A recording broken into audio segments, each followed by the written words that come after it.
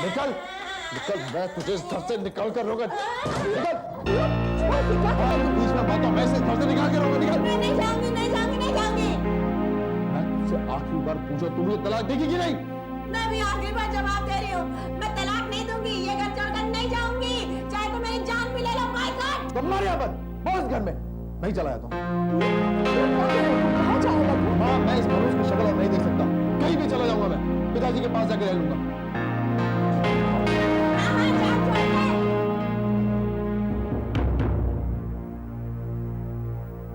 आज तेरी वजह से मेरा बेटा घर छोड़ के चला गया। अब तुझे इस घर से कुछ नहीं मिलेगा। कुछ भी हो जाए माँ जी, मैं ये घर छोड़कर नहीं जाऊंगी, तलाक नहीं दूंगी इतनी आसानी से।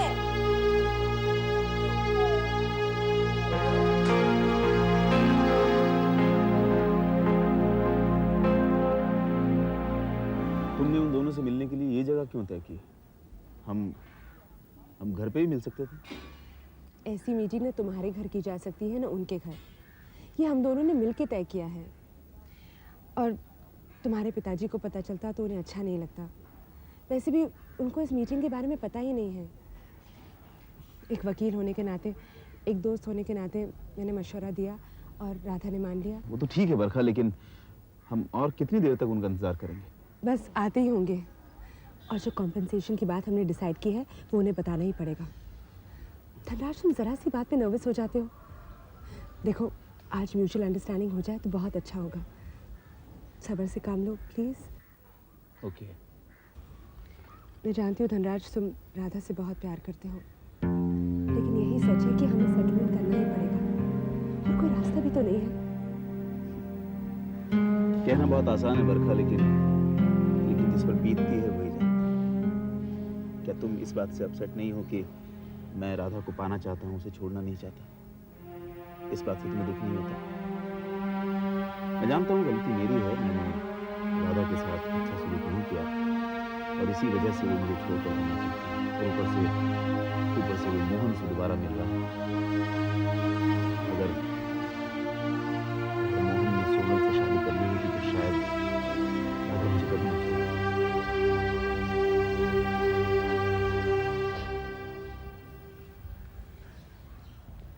हाय राधा। हाय। हम जिस वजह से मिले हैं पहले वो बात कर लें। एक मिनट, इससे पहले कि बात शुरू हो, मैं राधा से अकेले में कुछ बात करना चाहता हूँ। अगर राधा चाहती है तो मुझे कोई ऑब्जेक्शन नहीं है।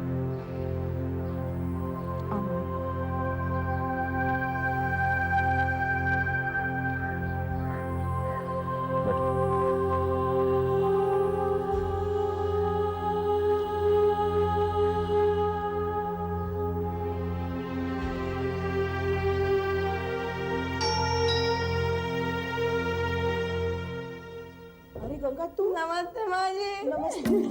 अरे गंगा, क्या हुआ? रो क्यों रही है? बताओ मुझे, क्या हुआ? बच्चे को कहाँ छोड़ कर चली आई? माँ जी, मैं अपने बच्चे की जिंदगी की बुनियाद नहीं बनाई है। लेकिन हुआ क्या, वो तो बताओ ना। वो पूरा मुझे तलाक देने की बात करता है। हाँ? सोनल के जाल में फंस गया, मुझे मारा, धमकी दी और अब घर में छोड़कर चला गया। अरे गंगा, पति पत्नी के बीच तो झगड़े होते रहते हैं ना। वो जाएगा कहाँ? वापस तुम्हारे पास आएगा। बच्चे का बाप है, बच्चे को छोड़कर कैसे जाएगा? माँ जी, आप लोग समझती नहीं है, बहुत भोली है।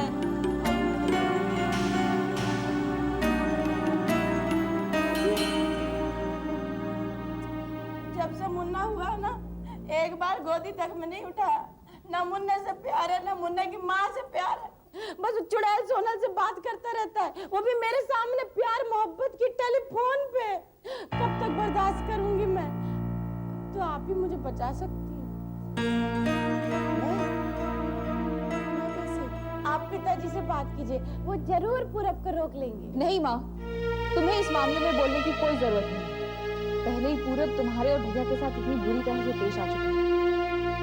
ये लोग जानेंगे घर वाले, अगर तुम बीच में आई ना तो सिवाय बेइज्जती के तुम्हारे हाथ कुछ नहीं आएगा और पिताजी की मुश्किलें भी बढ़ जाएंगी। नहीं जीजी, नहीं जीजी, ऐसा ना बोलो। आप लोगों के सिवा मुझ पास और कोई नहीं है। ये जुल्म ना करो मुझ पे, ये जुल्म ना करो।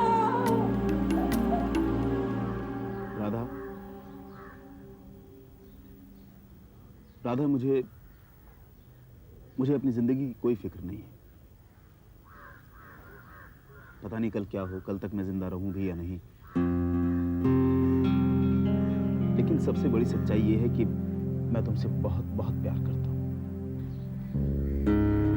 मैं जानता हूं मैंने कसूर किया है, तुम्हारे साथ अच्छा सलूक नहीं किया, लेकिन क्या ये जरूरी है कि तुम मुझे छोड़कर जाओ? राधा, एक मौका और देकर देखो। मैं ऐसा कोई काम नहीं करूंगा जो तुम्हें पसंद ना आए। देखो धनराज, अब ये सब बातें करके कोई फायदा नहीं। माना कि तुम बुरे इंसान नहीं हो, लेकिन मैंने तुम्हें कभी प्यार नहीं किया है। मैंने हमेशा से मोहन को ही चाहा है। तुमसे शादी सिर्फ एक मजबूरी थी, क्योंकि तुम्हारे पिताजी ने मेरे पिताजी को ब्लैकमेल किया था, जिसकी सजा मैं भुगतती चली आई। धनराज, मैंने हमेशा से मोहन को ही चाहा है, उसे ही चाहती हूँ। इसीलिए मैंने उस दिन पहली मीटिंग में मोहन को तुम्हारे घर भेजा था, क्योंकि मैं तुम्हारे पिताजी को फेस नहीं करना चाहती थी। मुझे और मोहन को सताने के लिए वो कुछ भी डिमांड कर सकते थे, और मोहन से तो उन्होंने 25 लाख तक डिमांड कर ली। वो डिमांड मैंने की थी। एक तरफ तुम मुझसे प्यार का दावा करते हो, और दूसरी तरफ तुम मुझसे सब कुछ छीन लेना चाहते हो। मैं तुमसे मोहन छीनना चाहती हूँ। मोहन की वजह से ही तुम मुझसे तलाक लेना चाहती हो। मैं तुम्हें मोहन के साथ नहीं देख सकती। देखो धनराज, मोहन के साथ तो तुम्हें मुझे देखना ही पड़ेगा, क्योंकि मोहन मेरे लिए सब कुछ है। मैं अपनी पूरी जायदाद तुम्हें दे सकती हूँ, लेकिन मोहन को नहीं छोड़ सकती। एंड प्लीज अपने पिताजी की तरह मुझे ब्लैकमेल मत करो। राधा, मैं चाहूँ तो तुम्हें जिंदगी भर मोहन से न मिले, लेकिन तुम कुछ भी नहीं कर सकते हो धनराज। तुम्हारा ये कानून, तुम्हारा समाज मुझे मोहन से मिलने से रोक नहीं सकता है। ये तुम्हारा आखिरी फैसला है? हाँ। ठीक है, मैं तुम्हें वैसे ही लिख कर देता हूँ। नहीं धनराज, मुझे मोहन की जुबान से निकले हर एक शब्द की कदर करनी है।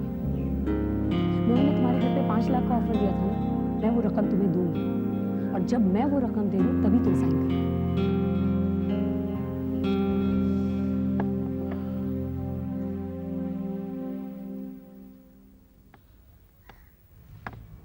तो तुम दोनों ने कुछ तय किया है? 5 लाख। मैं तुम्हें फोन करूंगी।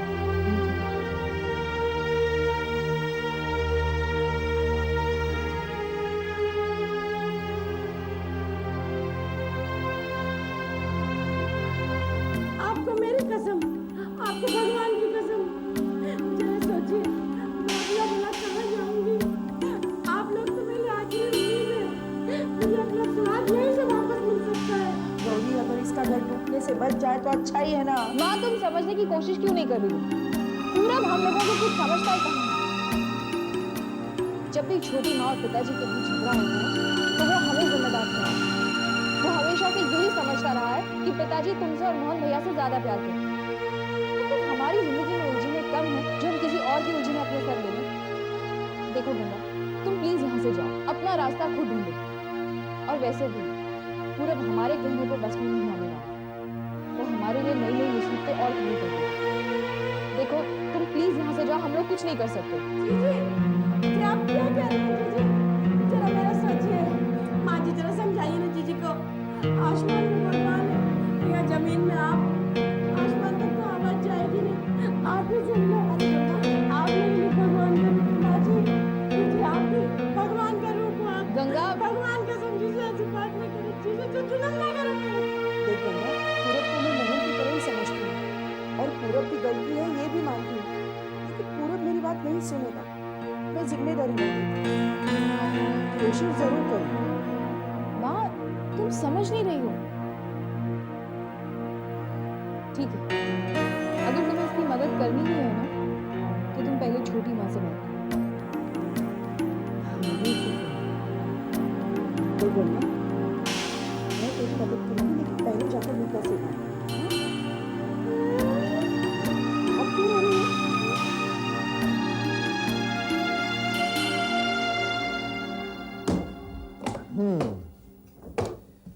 रख लिया मैंने सब सामान। आज तो मैं यहाँ से छुट्टी मिल रही है। मैं बहुत खुश हूँ। मैं भी बोर हो गई हूँ दवाइयों की स्मेल से। अब डैडी जल्दी से बिल देकर आए तो यहाँ से निकले। अच्छा पूरब, मैंने डैडी से हमारी शादी के बारे में फिर से बात की और वो राजी हो गए। उन्होंने मेरी बात नहीं टाली। स्वयं आए। तुम पत्नी बनवा किसके बाद? Oh, sorry. I'm so sorry. आज मैं बहुत खुश हूँ मोहन, बहुत खुश हूँ मैं भी बहुत खुश हो रहा था। यकीन मानो मैं जिंदगी में पहले कभी इतना खुश हुआ ही नहीं। अब हमारे बीच कोई फासला नहीं है। अब हम सिर्फ एक दूसरे के लिए जिएंगे। हाँ मोहन, अब मैं जल्द से जल्द रामपुर जाऊंगी और धनराज को सीधे 5 लाख रुपए दूंगी। और फिर क्या? और फिर जो मुझे कहना चाहिए था वो तो तुम मुझसे बहुत पहले कह चुके हो मोहन। तो फिर तुमने ये क्यों कहा कि मैं रामपुर जाऊंगी? मैं भी तुम्हारे साथ रामपुर जाऊंगा और आज के बाद राधा हम दोनों जहां जाएंगे ना साथ जाएंगे।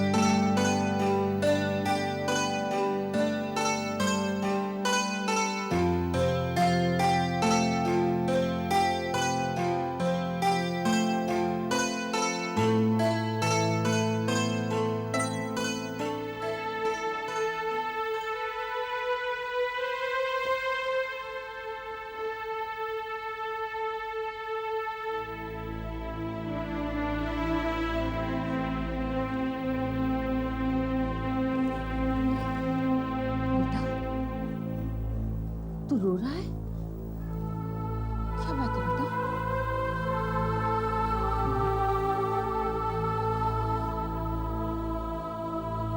माँ, मैंने आज राधा की बात मान ली। मैंने उसे हमेशा के लिए छोड़ दिया। वो जो चाहती थी मैंने उसको हाँ दिया।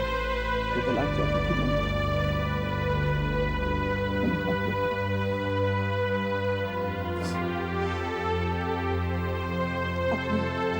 से कुछ नहीं होगा धनराज। तूने राधा को खुशी दी, भगवान तुझे खुशी दे। जीवन का असली मतलब यही है कि इंसान दूसरों के काम करे। वैसे भी तूने जो आज किया है तुझे किसी न किसी दिन करना ही पड़ता है। किसी को जबरदस्ती से अपना नहीं बनाया जा सकता। ये दिल के सौदे हैं। से ही मिलता है। लेकिन माँ,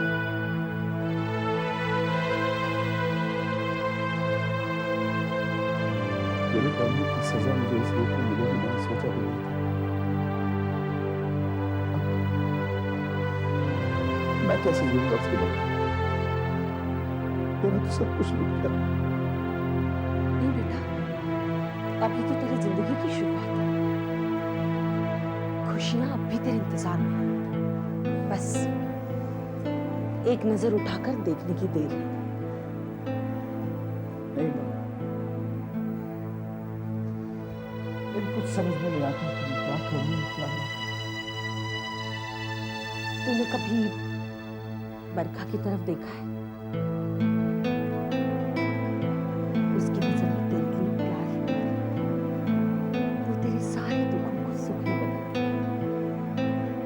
क्या कह रही है? मैं तेरी भलाई के लिए कह रही हूँ। मुझ पर विश्वास रख।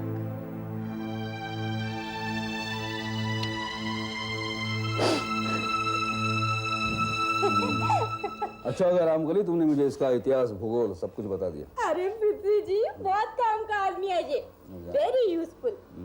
देखो ना, मेरे पास आते तो सब खोटे सिक्के, पर निकलते हैं एकदम प्योर खरे बन के।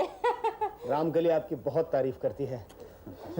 मैं आपका शुक्रगुजार हूँ, आपने बुरे वक्त में हमारा साथ दिया। अरे नहीं नहीं, ऐसी कोई बात नहीं, हम तो केवल जनता के मार्गदर्शक है, गरीबों के साथ ही है। हम चाहते हैं कि हमारी वजह से किसी का भला हो जाए। दुबे जी सर।